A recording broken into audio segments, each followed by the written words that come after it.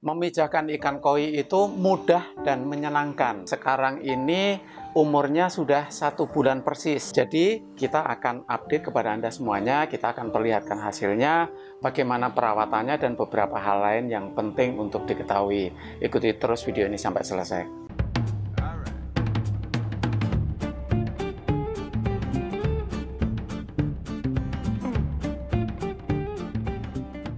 Paman dan Bibi, para pecinta dan peminat koi, nama saya Gecko. Saya adalah perancang kolam koi, tetapi saya sendiri juga senang memelihara koi, dan salah satu yang saya senangi adalah melakukan pemijahan atau breeding.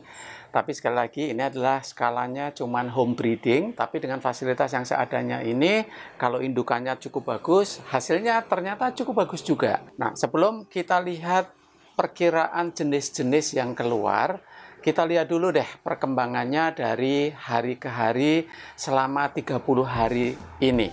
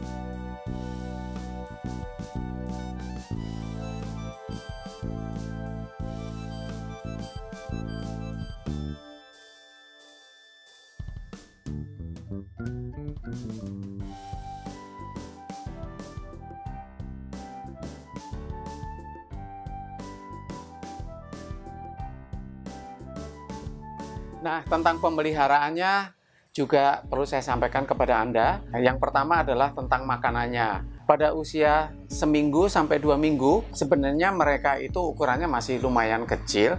Jadi makanannya kita juga masih harus memilih yang butirannya kecil-kecil. Dan saya menggunakan kuning telur ayam. Ya, jadi telur ayam direbus, kemudian kuningnya diambil, diremas, kemudian dilepaskan ke air, dimasukkan ke air. Nah, di umur-umur ini sebenarnya belum kelihatan sekali sih secara kasat mata bagaimana mereka makan gitu.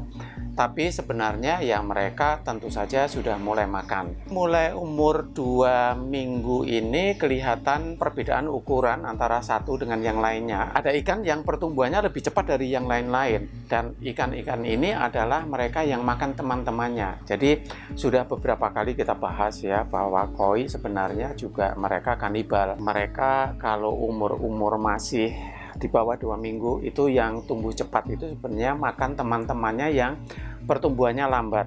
Saya tidak tahu ini mungkin memang di antara sekian puluh ribu atau sekian ratus ribu koi yang menetas ini memang sebagian disediakan sebagai makanan untuk teman-temannya.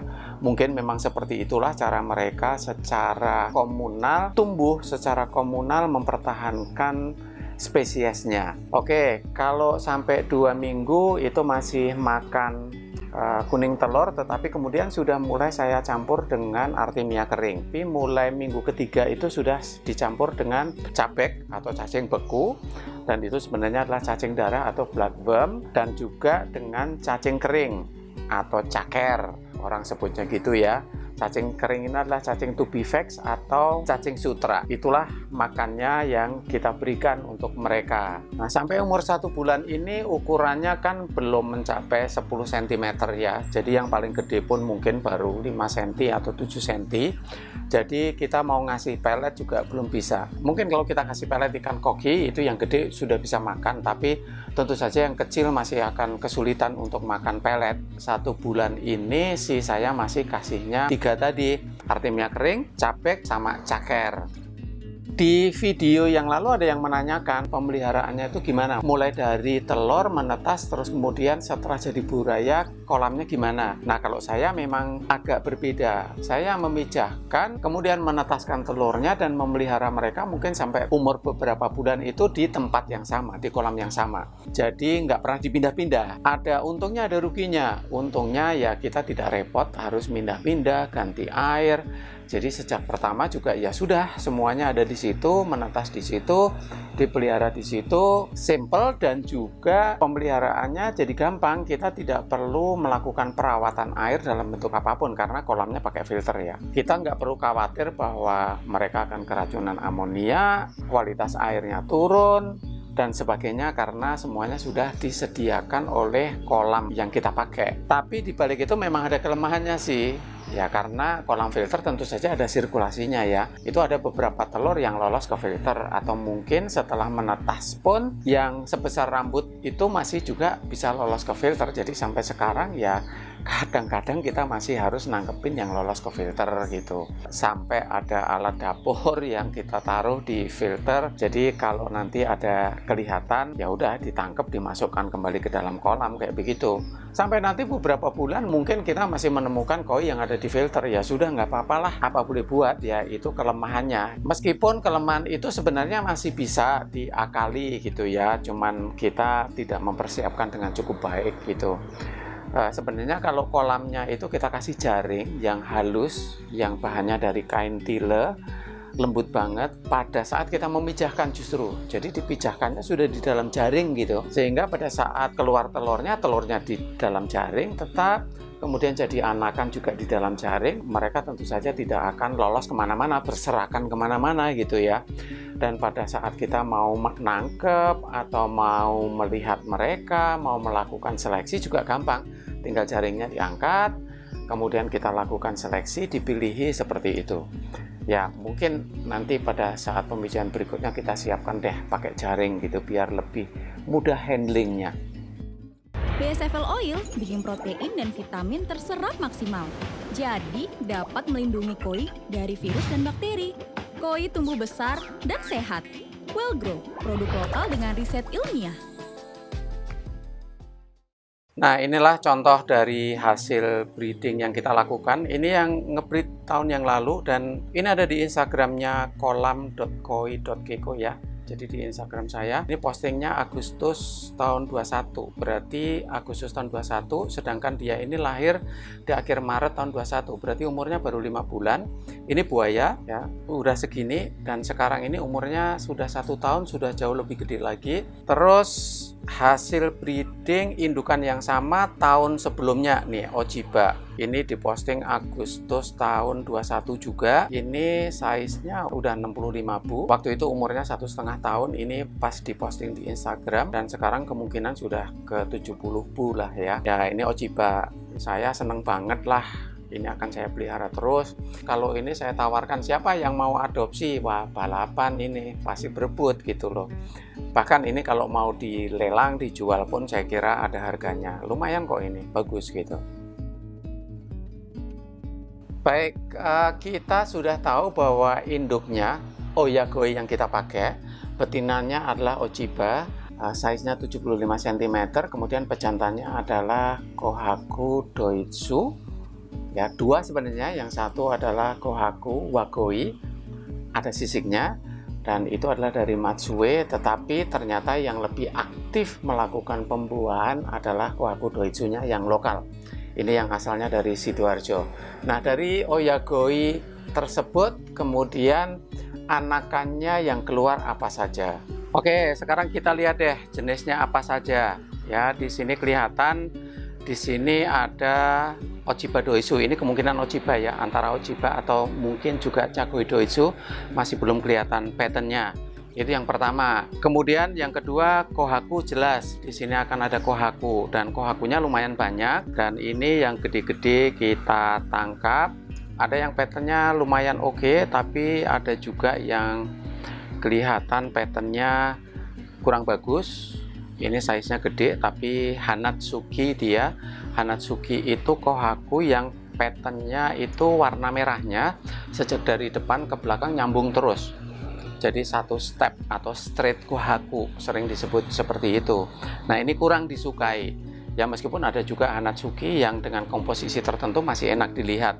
Terutama kalau bukaan di kepalanya itu agak ke belakang. Jadi di depan, setengah kepala ke depan itu masih memperlihatkan warna putih, juga masih kelihatan oke Hanatsuki yang seperti itu. Mungkin juga akan ada Benigoi ya.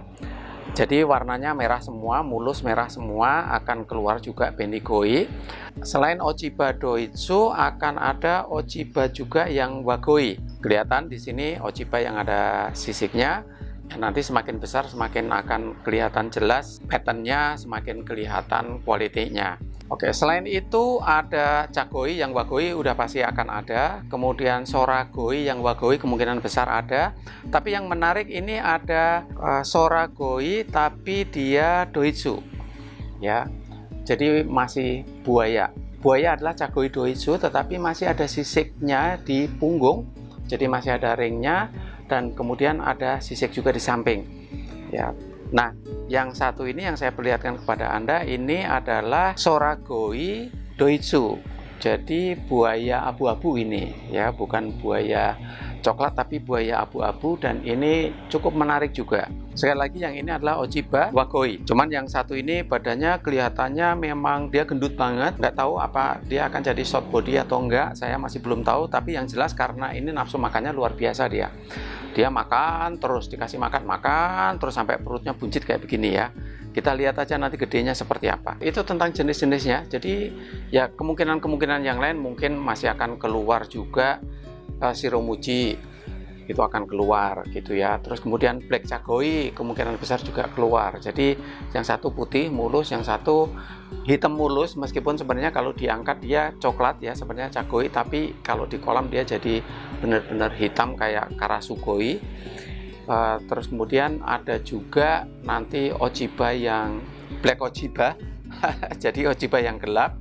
Jadi beberapa orang menanyakan kok Ochiba saya jadi gelap ya. Memang ada Ochiba yang kayak begitu. Ochiba kalau gelap ya gelap gitu. Caranya dia jadi terang lagi warnanya gimana?